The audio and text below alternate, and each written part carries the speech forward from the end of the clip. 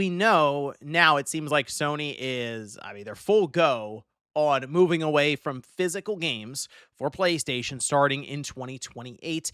And I think there's something else after that. Like, I don't believe that's the end game, just going completely digital.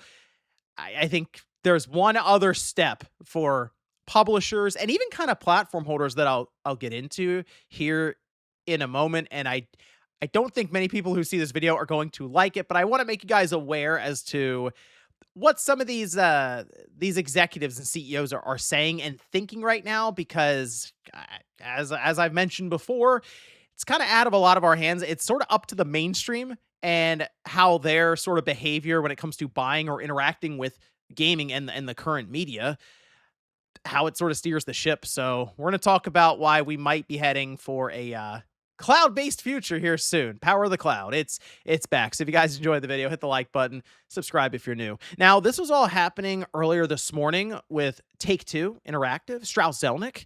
They were answering questions with many analysts out there, and I went through it. I was transcribing and putting some of this together so it's a little easier to follow along with here. There's a couple of like investor sites, analyst sites that will do the whole transcription, and then you got to go through and try to figure out who was asking questions and speaking at the time and stuff. But I think I got a couple of the questions here that I mostly wanted to hone in on. So the first one did ask quite a bit about the rising costs of systems, which is a concern because the more expensive a system gets, the less attainable it is for the mainstream. And the mainstream, as we've talked about, is like the driving force at this point for video games. It's no longer really the hardcore market that is moving the needle as much. It's like, okay, what's Fortnite doing? What are these live service forever games doing? They bring in more than half the revenue of PlayStation, for example, in their market. So what do we do if the prices of these systems get too expensive to where they really don't want to buy $1,000 PlayStation 6 day one or a $1,200 Xbox Helix, right? That is a major concern for the big picture, as they say here on the industry. Now, Strauss Zelnick responded with a pretty lengthy answer, and I think he does know this. Obviously, this is a problem. Even says the rising cost of hardware is not a good thing. We wouldn't argue that it is. I don't know. I don't think it will slow us down any because we believe we're delivering experiences that people want. However, a lower price point for hardware would be a good thing because there'd be more hardware in people's hands. I cannot argue this a positive. Equally, we don't see it as a headwind either. Now, part of that's because they're showing up right at the end of the PS5 and the Xbox Series generation. And in their mind, as they've put it in their reports, there's like 129 million, they believe, systems that are out there to sell to for consoles this holiday season. And then we all know it's going to go to PC like a year later, and then they're going to sell to a large base there. In fact, he did comment on it, saying, going forward, two things that I think are relevant. All right. Probably the most relevant thing is the world continues to move to open systems. That will continue. 20 years ago, when we showed up here at Take-Two for a console release that was available on PC at launch, PC would represent 1 to 2% of the overall sales. Today, that can be 40 or 50% in a similar situation. I believe that's going to grow because people have PCs that have outboard controllers. They work great as game machines, and I think that will continue. All right. Obviously, PC has grown exponentially, as they mentioned, over the last 20 years. And I've kind of witnessed that in real time at this point. It's become more and more accessible. Although now we're kind of working backwards because, yes, hardware there is like through the roof ridiculous at this point. And now we see AMD and NVIDIA. I mean, it's single digit percentages when it comes to gaming in terms of their overall revenue, because you guessed it, AI is taking up quite a bit of their time and their interest. And it kind of feels like they care less and less about gaming consumer grade video cards at this point, which is a real shame compared to how they were even, 5 years ago, 6 years ago or something. But still, PC gaming at least has an open platform. That means you can work backwards in terms of used hardware. I still think you get away with DDR4 RAM as an example without too much issue, and even video cards that are years and years old now, if you have a reasonable expectations, in mind. Maybe not 4K, 120 FPS with ultra ray tracing. Maybe it's like 1440p medium settings, no ray tracing, and you can get it done, for a reasonable price. Still though, number two, with the advent of streaming, which we really do believe is around the corner in terms of having something that's low latency and really works well for consumers, machines that weren't game machines before will become game machines without regard to what happens in the console business, which is of consequence to us, of course. We see the overall install base as a practical matter growing materially. If you believe in streaming, and to be clear, we really do, and I'm happy to put a timeline on it, I think we'll be in commercial streaming mode within 3 years. By commercial, I mean low latency that can 10x the effective installed base. It doesn't mean we're going to 10x our revenue, and we wouldn't project that we would because obviously your avid consumers already had access to video game machines. I do think it creates great opportunity for titles that are broadly desirable even outside of core markets.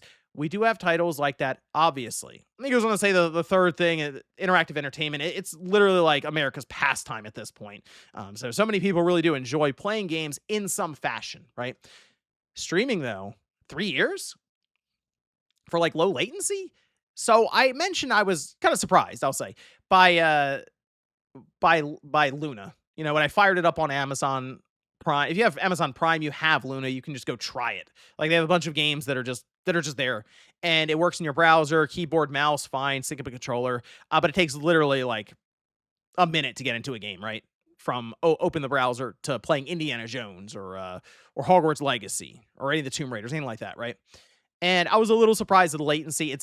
It's fairly good. It's noticeable. For me, it's noticeable, but I'm also very sensitive to it because I'd be placed in more the enthusiast category for games. I do wonder, though, for people who are just more casual with the whole thing, if it would really affect them as much. And that's, I mean, he's saying 3 years from now, we'll be in an even better position with lower latency. I mean, it it really does sound like, yeah, guys, hey, streaming is going to be the move here soon. And they say 10x the overall user base. They're thinking right now 129 million systems that are in circulation. That's their current user base that they're going to be targeting for something like GTA 6. 10x that, we're over a billion. Who mentioned a billion gamers recently? Oh yeah, Asha Sharma at Xbox. We'll come back to Xbox here in a bit, by the way.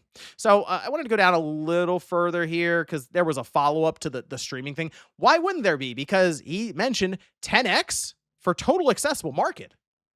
We got to hear more about that, right? He says it's a very fair and accurate comment.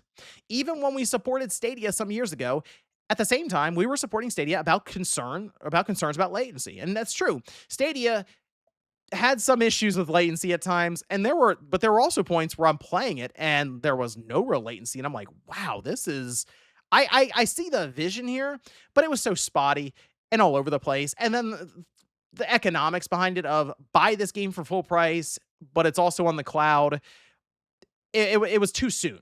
Like I do think in 6 years maybe we'll look back and be like, man, Stadia really was like had its Don Matrick moment for the Xbox One, whereas now we look back, 13 years ago, and we go, oh wow, here we go towards an all digital ecosystem. I guess Don Matrick was right basically the whole time, just early. Could that be Stadia? It's possible.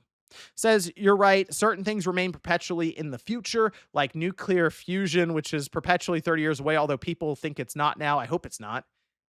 It's an interesting. Okay. I don't think that's the case here because of enormous advances in hyperscaler networks and advances in edge network technology. So I'm thinking like Starlink, ways to connect to the internet from outside of typical spots where you'd use the internet, right? Like, especially being wired in, that is better for being able to play games that need low latency on cloud, but it's still possible with some of these, as the mentions, like edge network cases.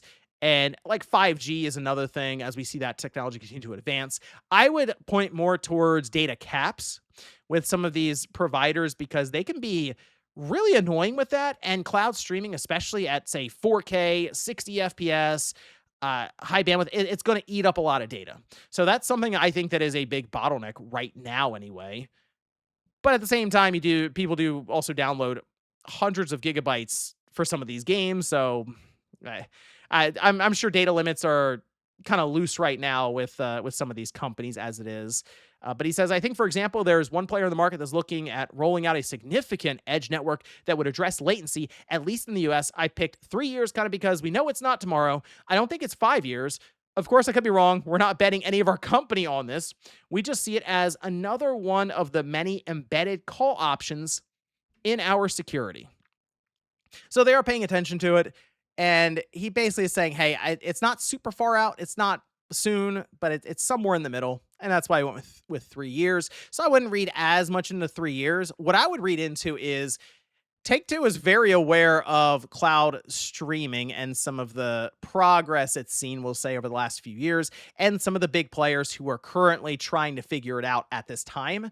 And if they believe they can reach 10 times more people that way, yes, they're going to pay attention to it and maybe even participate in it. And I'm telling you, the moment we start hearing about Take Two and GTA Online and how they can find their way into cloud streaming with something like that, that will absolutely move the market. And ooh, that might be the moment where I go, uh-oh, here we go with the cloud stuff. Okay, so this was about the physical media, and I wanted to include this because we may as well. We've covered all these other companies who have discussed it. And they say here, I was wondering if you could comment on Sony's decision to get rid of physical disc sales for new games in the beginning of 2028. Will that have a material impact on your gross margins? Will you continue to sell box download codes, et cetera, et cetera, et cetera, right? He says, thanks for your questions. I'm not going to comment on Sony's own decision, but in terms of our decision, look, our business is well over 90% digitally distributed as is. It's already a digital business. In certain instances, especially if it's a big game, discs, and note I said discs, don't really make sense for the consumer. Also, in most instances, you have to register online to play anyhow. If you're already connected, who cares if you download digitally? It's all the same, and it's much more convenient. That's where the world is going, in our opinion. And I think Sony understands that. We certainly understand that. It doesn't mean that we won't have physical editions now and then. I'm sure we will. In the same way that there's still vinyl in the recorded music business. In other instances, it just won't make sense. All right. So Niels talks about, by the way, direct to consumer, that being, can they go around for like Zynga with mobile? Can they go around payment processing within, I guess, like Apple? There was the whole thing with Epic Game Store, and like, can they just get directly to the consumer with really just microtransactions? But anyway, the whole thing about physical media, he's kind of just echoing what we've heard from many other companies now. And here's the thing, guys, publishers, third party especially, love the idea of going all digital. Like it really doesn't do much for them. And there's going to be indie companies, of course, and also people within these third-party companies that like physical media and would want to see it stick around. If nothing else, to have the work that you put in be represented in some kind of physical thing that you yourself can buy and like put up on the shelf or the wall and be like, look, I helped make that. So like I get that, but I also understand that these businesses, cold and calculated, go, wow, the margins are better for digital. So yeah, we're just not going to say a lot about this and let Sony take the brunt of the abuse online. And when we're asked by analysts or investors, we'll just say, hey, we're mostly digital anyway. It's not really going to do much to us. And for Take Two, I mean, with GTA Online, how much money it brings in, yeah, I mean, I'm sure most of their revenue is digital, but still, GTA 6, that would have been a good physical release, man. Now it's a code in a box, which sounds very depressing. So I will say this, though. He mentions here, right? If you're already connected, who cares if you download digitally? Now, that currently is stating if you're already connected, what's the point basically of a physical disc? I think with the way that we see Take Two talking about it, Ubisoft has talked about cloud streaming. Many publishers, by the way, man, if cloud streaming worked, they would be through the roof excited, because the console, especially as we go into a more expensive generation than ever before, it's going to become a major barrier of entry. Like, it just will. And so I think going into the PS6 and the Xbox Helix generation, with how we believe these systems are going to be priced, I'm kind of thinking the market's going to shrink a bit when it comes to dedicated console hardware. And I believe people will still be playing games, but they'll, if anything, stay where they are right now with the PS5, the Xbox Series, or anything else, and not upgrade or find their way to PC, or maybe find their way, as crazy as it sounds, but to cloud streaming in some way. And I know you go, I don't want to cloud stream. And I'm not really talking necessarily about people who are watching here. Again, we're kind of just we're just kind of right we're along for the ride at this point. And it really is going to come down to how does the mainstream react to some of this stuff. So I think this exact same saying could be used to, well, if you're already connected, you don't really need to download the game. It's just you launch an icon. Look, we'll even save you that. You don't have to download a 150 gigabyte title. You just hit buy and then you just launch it. And like that, we'll take care of the streaming stuff. You just play the game. And if we really get to a position where the latency is, I still think if it's in good enough territory for most people, even in sketchy situations, which I think is going to be one of the big bottlenecks as well. It's like, hey, how's your TV connected to your router? Oh, through Wi-Fi, and the router's 2 floors up, or it's down in the basement or something like that. It's like, how do you get around that scenario? I'm not sure. And that's, again, one of the things streaming has to figure out. But if you're in a good situation, as in you're wired directly up and you have good internet, you might be a little surprised at the current state of streaming right now when it comes to the latency. So I do think that if all this holds up the way that Take-Two describes it, the way that some of these other publishers are almost hopeful for, the people who are right now on the side of digital, and they don't really care, physical media is going away, whatever. Hey, guys, it's just a small chunk, small slice of the pie. The only thing I'm learning right now from this is that if the part of the pie, the slice of the pie gets small enough, they can just cut it out, right? And that's what we're seeing with physical media right now. So let's say at 10x is, as Strauss Zelnick mentioned up here, oh, with streaming, we think we can 10x our total accessible market. Well, that actually means that the digital side, people who are downloading and playing games natively, becomes a fairly small piece of the pie. Small enough to where maybe the conversation in, I don't know, 8 years or something shifts over to, well, actually not a lot of people download the games anymore, guys. So you just gotta get with the times. I'm telling you, I think it'll be the digital to physical conversation that's happening now will be kind of a similar thing if all this goes the way that they're trying to with cloud streaming. The way of, oh, the digital to cloud streaming conversation will be very much like this. Now, the other thing that streaming has to figure out is getting into the living room with as least friction as possible. And I've wondered if Microsoft or Sony would subsidize a controller to just go with every TV. It's like, hey, you get a new LG TV. Oh, there's an Xbox controller in there. Maybe that's a possibility. Also, though, I really wonder if Microsoft, one of the big wrinkles, little curveball for next generation of a Project Helix that seems to be lining up to be north of $1,000 is this guy. Remember this? This is their Keystone system. And we got images of it through a patent later on. And it was even up on Phil Spencer's like shelf in the background. It was their streaming box. I almost wonder if they're going to revisit that again as an option. Like, hey, there's a $1,200 Helix, or if you have an Xbox Series or an Xbox One, which you can already do this, by the way, with Xbox One, you can stream games through that. You can stream it through your browser, or you can buy this little Keystone thing. And I mean, I'd like to think it'd be $150 with a controller. Man, everything's expensive now. It'd probably be like $200 with a controller. Maybe they subsidize a little bit and it's cheaper. But I do wonder if that's going to be a reveal and an option. It's like, hey guys, you can cloud stream this stuff. And it has like an Ethernet port on it, so you can wire it directly in. And they try to make that pitch. Like, look, this is a cheap alternative and way in. Streaming's gotten better. There you go. So keep an eye out for this, because if next year, I think that's when Microsoft will start talking about this stuff along, I guess, with Sony and the PS6. If Keystone pops up, guys, get ready, because I think that's going to say a lot about the direction for native gaming at this point. Like, that actually, I don't want to really concern people that much, because I still believe we're maybe even 10 years off of streaming becoming like the big mainstream way to play games. I have become less skeptical of it just not happening. You know what I mean? This has been mentioned forever. I remember the PS3 and the 360 was supposed to be the last console generation, and then it went the complete opposite direction. And we've still had systems ever since, and we're still going to get next generation systems that people don't really want anyway, but it's like, we've already done the R&D. We're bringing it to market. I'm starting to see an issue and kind of a break away from the trend with systems to where they'd always go down in price. So cloud streaming didn't really make a lot of sense, because it's like, okay, I got to buy a controller anyway. I'll just get the system that's now down to $200 or less, brand new even, obviously even used. But now it goes, oh, the prices for these systems keep going up.